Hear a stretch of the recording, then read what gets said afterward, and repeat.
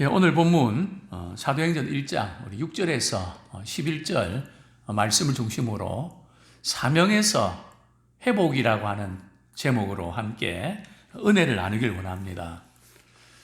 제가 지난번에 소개해드린 책 가운데 우리 신간 데이비드 브룩스의 두 번째 산에 보면 우리가 세상을 살아가면서 많은 것을 보고 느끼는데, 그래서 나는 아무것도 안 하고 이렇게 있으면 되냐, 일종의 이제 의무감을 느끼는데, 저자는 프레드 스와니케 말을 인용하면서 이렇게 말합니다. 우리가 이 세상에 살면서 해야 하는 것들 가운데 99%는 무시해야 마땅하다고 주장합니다. 왜냐하면 세상에서 일어나는 여러 가지 문제들 가운데 내가 해결할 수 있는 것은 1%밖에 극소수에 불과하기 때문에 그렇습니다. 그러면서 이 세상에서 우리가 느끼는 의무, 정말 내가 해야 되는 거가, 우리가 많은 문제가 있는데 이 세 가지에 예라고 대답할 수 있으면 그것을 당신이 해야 된다. 그 세 가지를 제시하고 있는데요.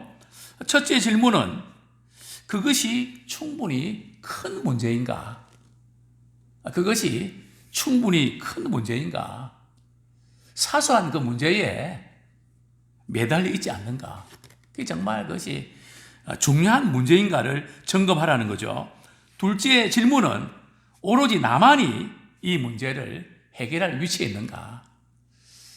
다른 사람은 여기에 손을 대지 못하고 오직 내가 그동안 지나온 모든 경험이나 준비라든지 이런 걸 볼 때 이 일은 내가 하지 아니하면 다른 사람에게는 힘들겠다. 당신이 꼭 그 일에 필요한 존재인가?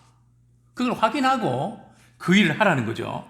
세 번째 질문은 나는 진정한 열정에 불타는가?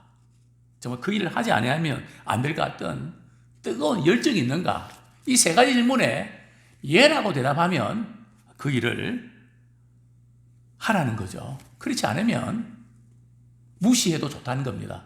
나이가 들면 들수록 다 하려고 하지 말고 내가 할 수 있는 거 골라서 해야 됩니다. 왜냐하면 체력이나 모든 부분에서 한계이기 때문에 이것도 하고 저것도 하고 이렇게 하면 아무것도 못합니다. 정말 내가 할 수 있는 거, 우리 가정과 직장과 교회, 이 사회에서 이것은 내가 꼭 해야 될 일이다.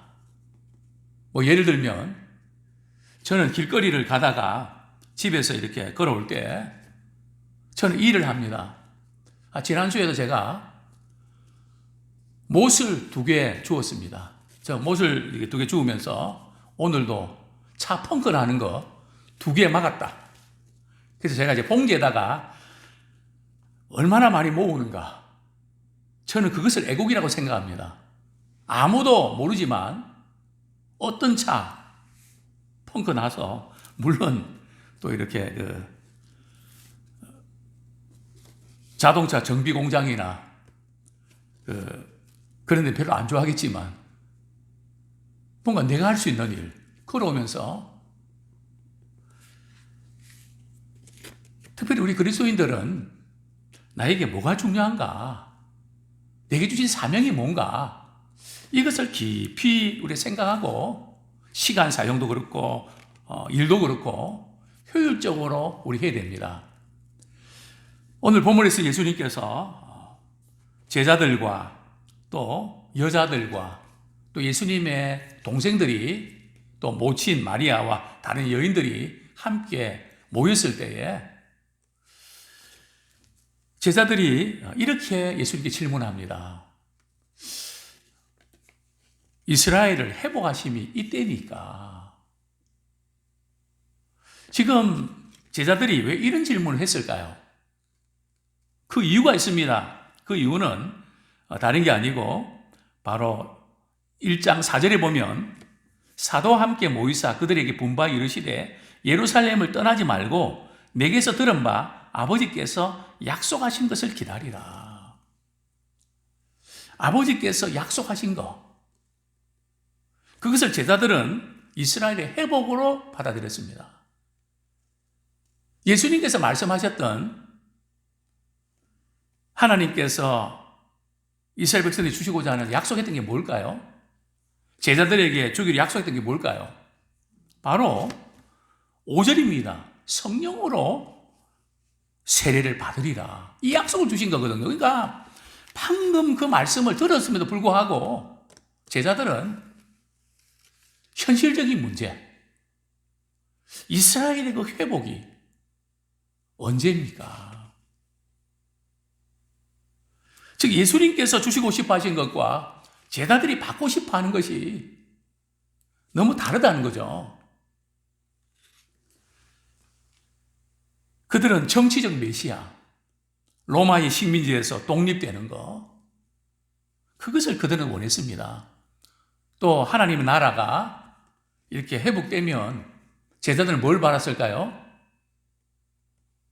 그러면 우리 하나님 나라에서 우리도 한자리 하겠지. 우리는 예수님 제자들이잖아. 예수님께서 누가복음에서 제자들에게 이런 약속을 주셨거든. 그러니까 더 제자들이 이제 그런 생각을 했던 것입니다. 누가복음 22장 28절부터 30절까지. 누가복음 22장 28절부터 30절까지.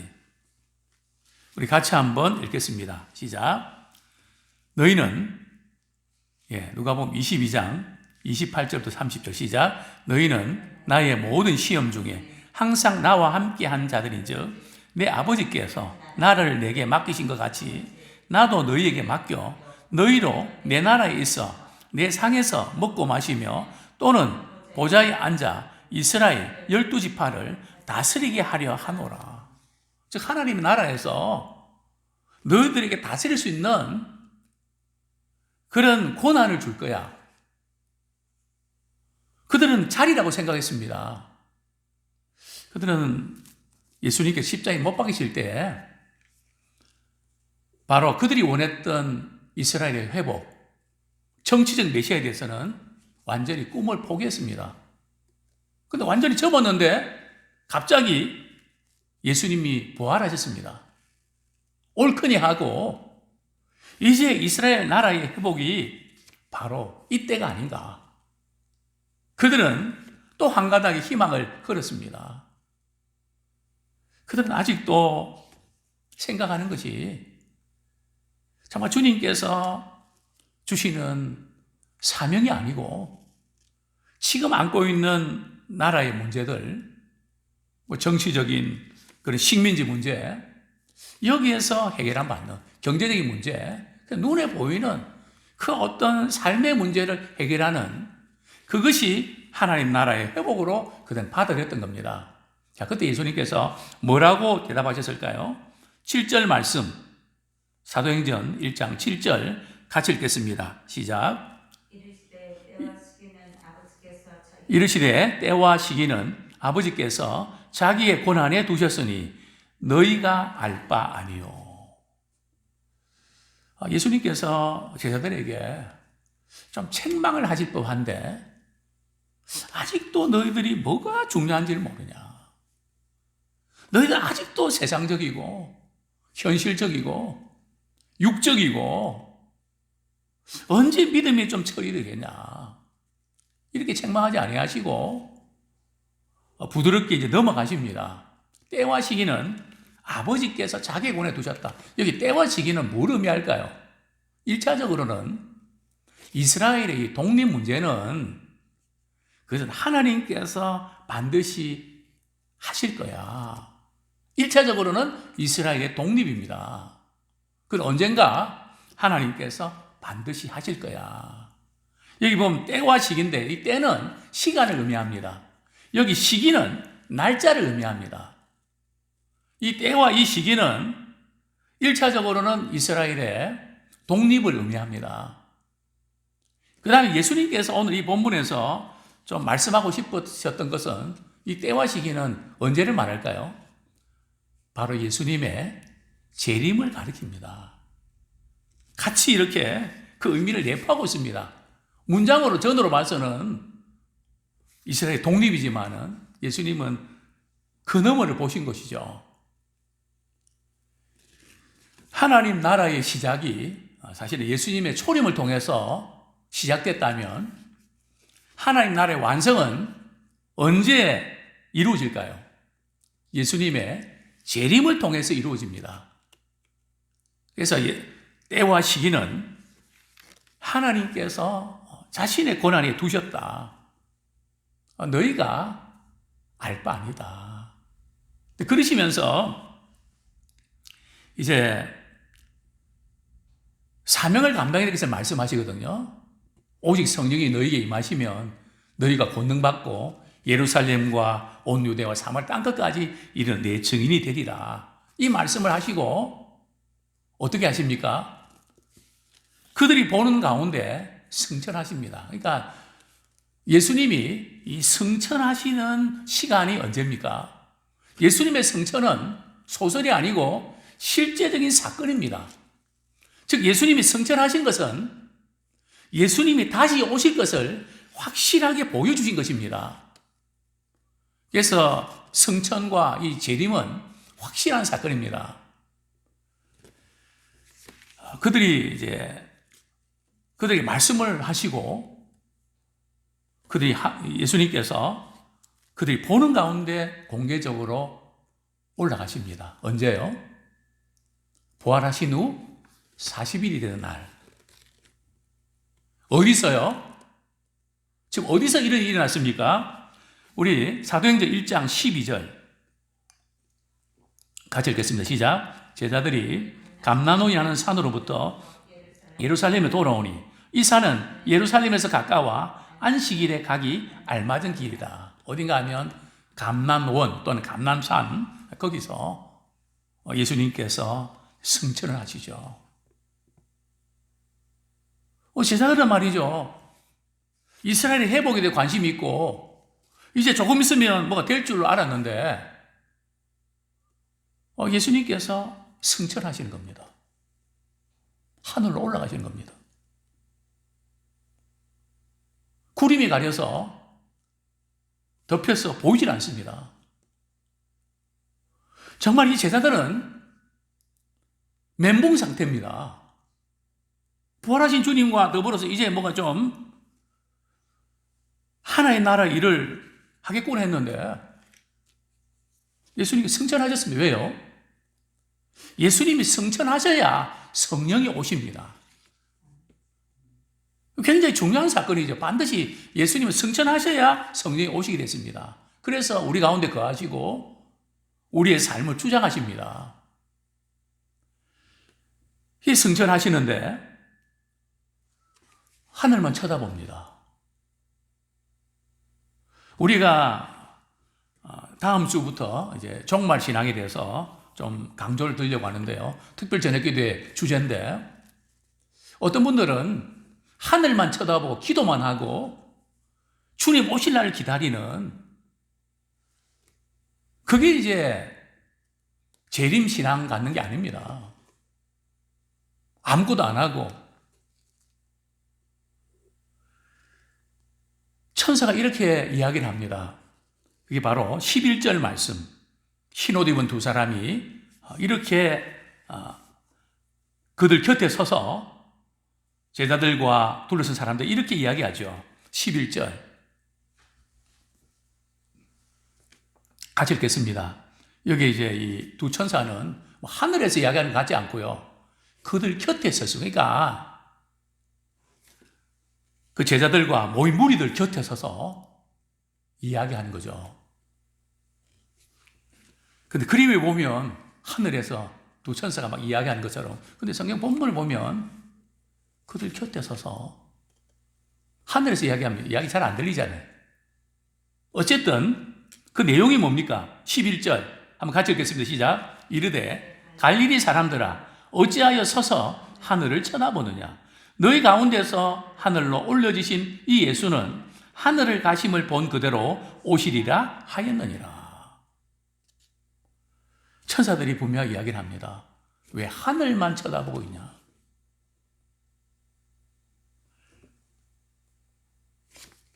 승천하신 그 주님은 가신 그대로 반드시 다시 오신다.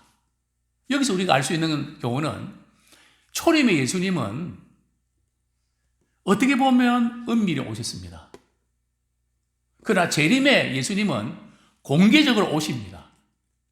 전 세계 사람들이 예수님의 오심을 알게 오신다는 거죠. 어디서 내가 메시아다, 순 가짜입니다.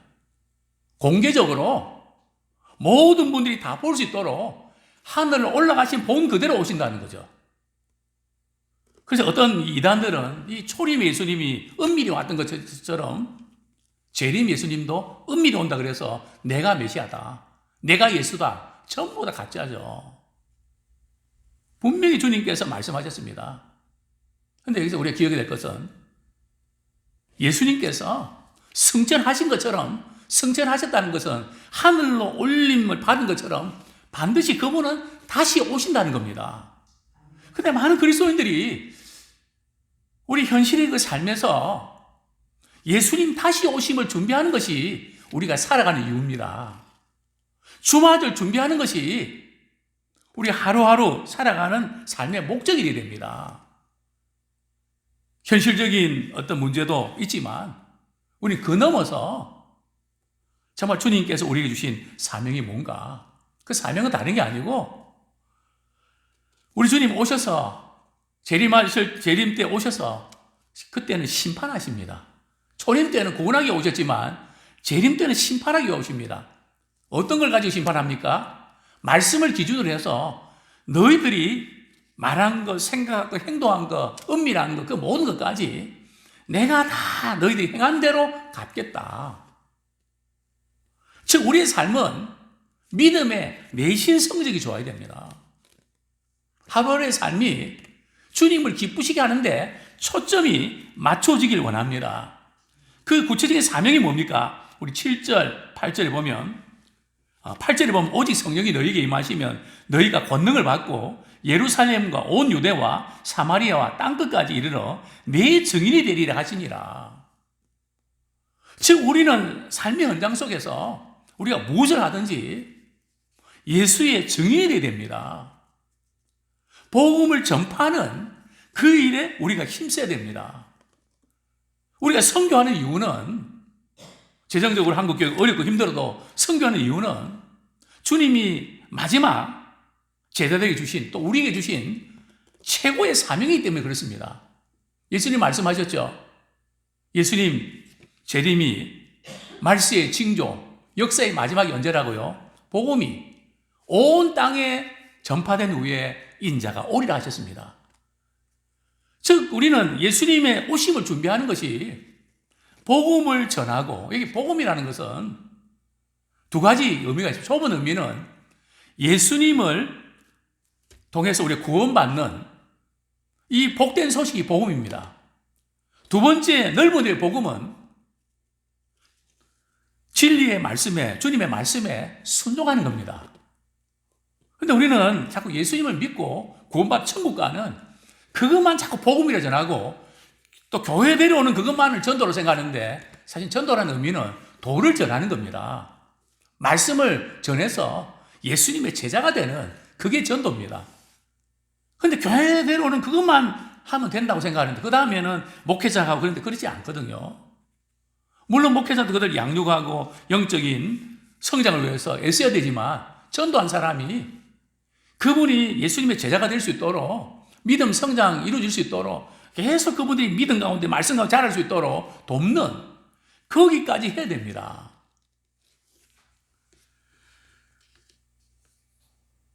정말 예수님께서 제자들에게 주셨던 사명, 예수님이 언제 오시는가, 그 카운트다운 거기에 마음 빼앗기지 말고 내게 주신 삶의 기간 동안 주님이 내게 맡겨주신 사명, 그러나 이 복음 전파는 성령이 임해야 된다. 이 성령이 임한다는 구체적인 의미는요, 성령으로 세례를 받아야 됩니다. 즉 성령의 충만함을 입어야 된다는 거죠. 그래서 우리가 복음을 전하고 또 복음을 전하면서 사랑으로 섬기면서 그들이 또 예수 믿고 또 주님의 제자가 되고, 이 삶의 이 코스가 계속 반복된다는 거죠. 그래서 우리는 전도하고 정착하고 양육받고 일꾼 되는 이것이 계속 이 사이클이 잘 이렇게 순환되는 그런 우리가 되기를 소원합니다.